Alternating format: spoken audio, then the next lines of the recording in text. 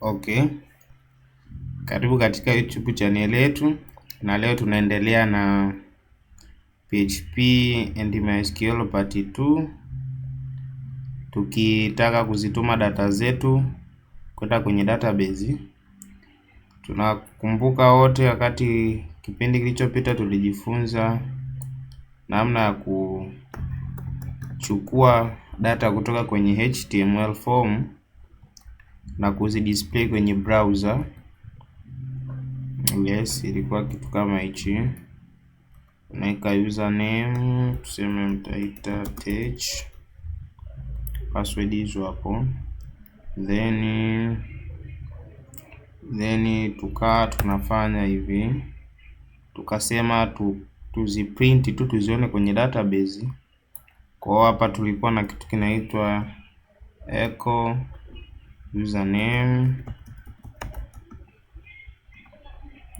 terminate, tukasema echo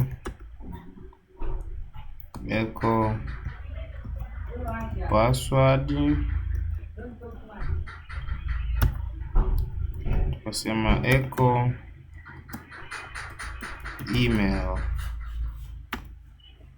Yes, kwa hiyo tukiziandika tu, tukiandika hapa mtaita tech,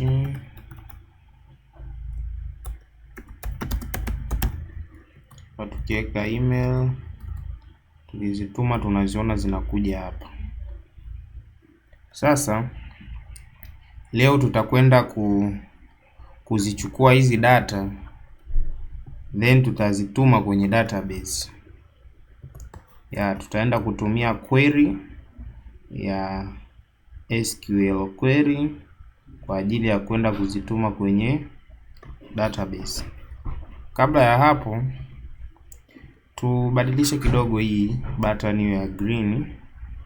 Tutakuja tutatafuta button kwenye form yetu, then hii button tutaipa ID.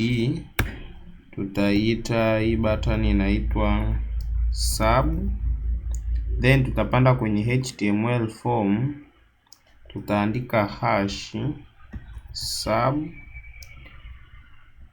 then hiyo form yetu sasa hivi itakuwa ina look kama hivi. Sasa tunataka hizi data ziende kwenye database moja kwa moja, tuone kabisa user amejisajili. Sasa ili kufanya hivyo inabidi turudi kwenye PHP script yetu hapa juu, tufanye baadhi ya manipulation. Tulikuwa tunachukua hizi variable value tunazidisplay kwenye browser. Sasa tunataka tuzichukue hizi tuzipeleke kwenye database. Simple. Twende tufanye tuone. Baada hapo utatengeneza variable inaitwa SQL. Then hapa kwenye SQL tutatengeneza query ya MySQL ambayo itatusaidia sisi kwenda kujiset data. Baada ya hapo utafungua double quotes 2, then utaterminate mwisho. Hapa ndani tutakwenda sasa kuandika SQL query yetu. Chukua caps hapo, washa cap, andika insert into user. Sasa hapa tutaweka users. Ndio. Kumbuka table yetu ina column 3. Table yetu ina column 3. Column ya kwanza, table yetu ina column 3. Subiri, ngoja niwashe nizime internet kidogo. Table yetu ina column 3. Twende tukaangalie wote. Tutakuja kwenye browser yetu,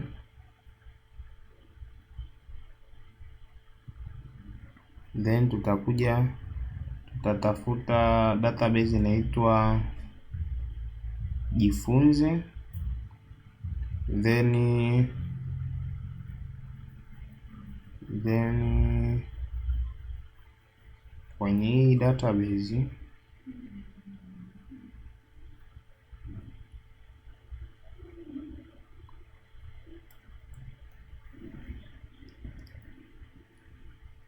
kwenye hii database tutaenda kwenye table ya user.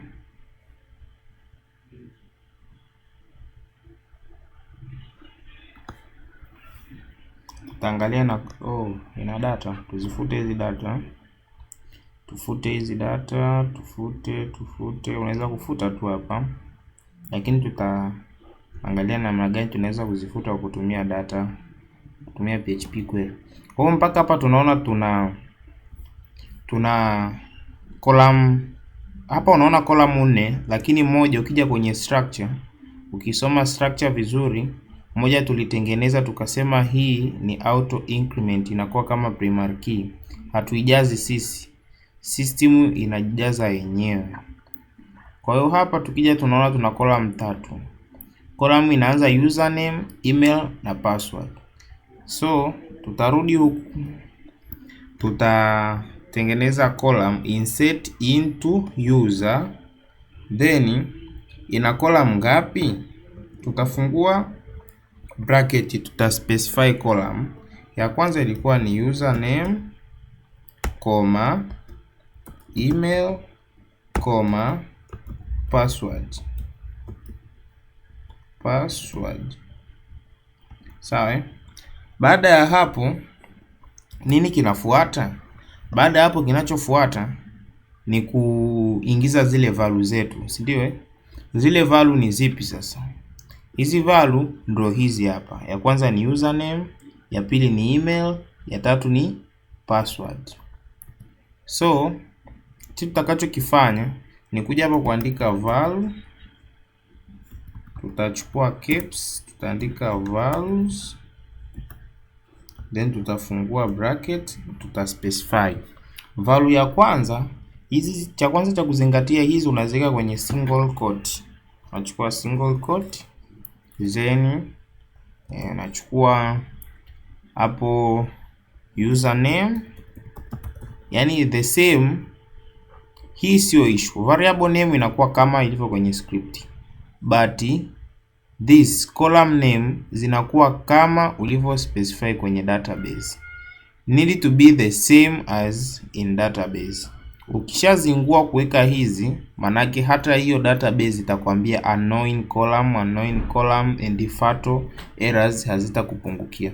So baada ya hapo tutatoka nje ya quote, tutaweka comma, then tutafungua single quote nyingine, tutachukua variable, tutachukua email. Baada ya hapo tutaweka comma, then tutachukua password. Yes. Mpaka hapa hii nayo tuiwekee single quote na hii pia single quote. Mpaka hapa tusha insert data kwenye database. Cha pili kinachofuata ni kuirun hii query ili iweze kufanya kazi. Kama vile tunafanya execute, tunaandika tu run ni sawa sawa na nini? Tunachukua mysqli query, then hapo utapitisha vitu viwili.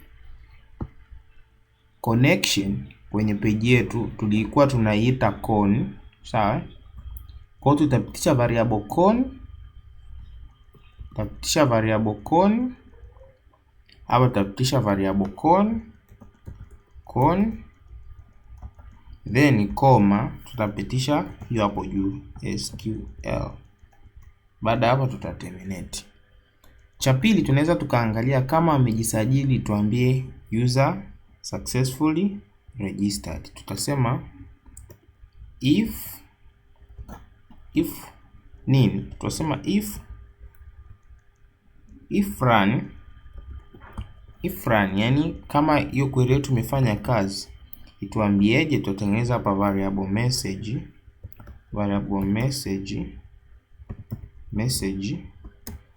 then variable message, then tutaandika hapa ujumbe gani sasa? Tutasema